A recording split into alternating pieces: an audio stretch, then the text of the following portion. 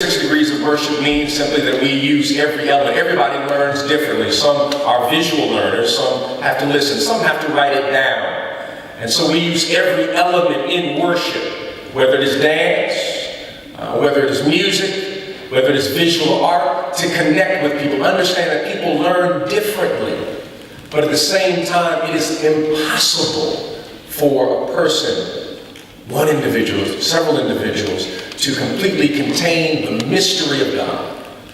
And sometimes it is in a movement with a dancer that can point to that mystery. Sometimes it is an artist who can design an original painting that points to that mystery. Sometimes it's a poet, sometimes it is a song, but it has to be in totality.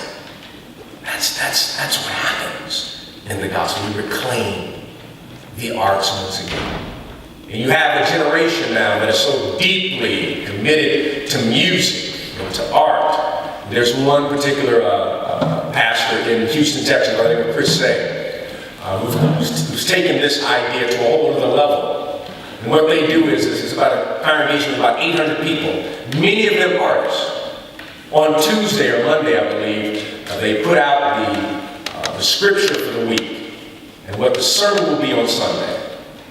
And the artists in the church begin to prepare what they will paint on that Sunday, or they painted during that week. So during the worship service, you have a room that's set aside. They're listening to the service, but these artists are painting the scripture and the sermon.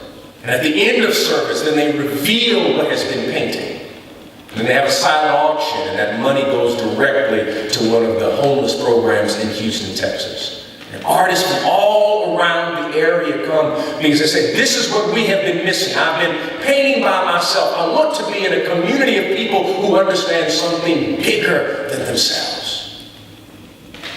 And it has a powerful effect.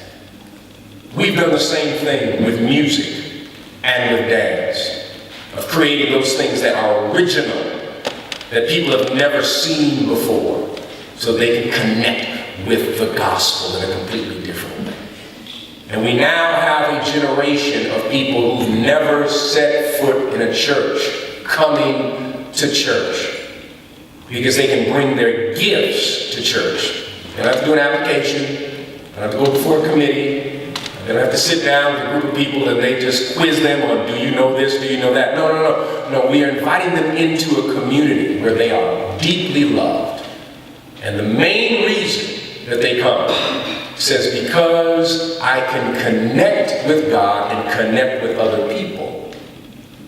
And this doesn't happen for me on a day-to-day basis. And so it is Reinhold Niebuhr who says, and that democratic civilization has been built not by children of darkness, but by foolish children of light.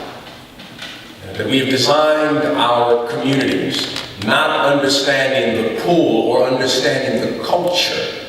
And then we raise questions, why? What's happening to our churches? The churches are growing all across the globe. And it's time that we begin to learn and understand who we are first. And reclaim the city, but reclaim our mission, reclaim our space, reclaim our preaching. Create an experience and be purveyors of beauty.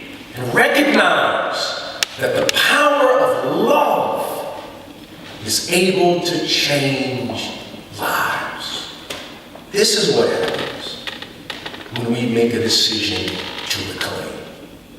This is what happens when we engage the gospel. The church will begin to transform herself into something else. Thank you.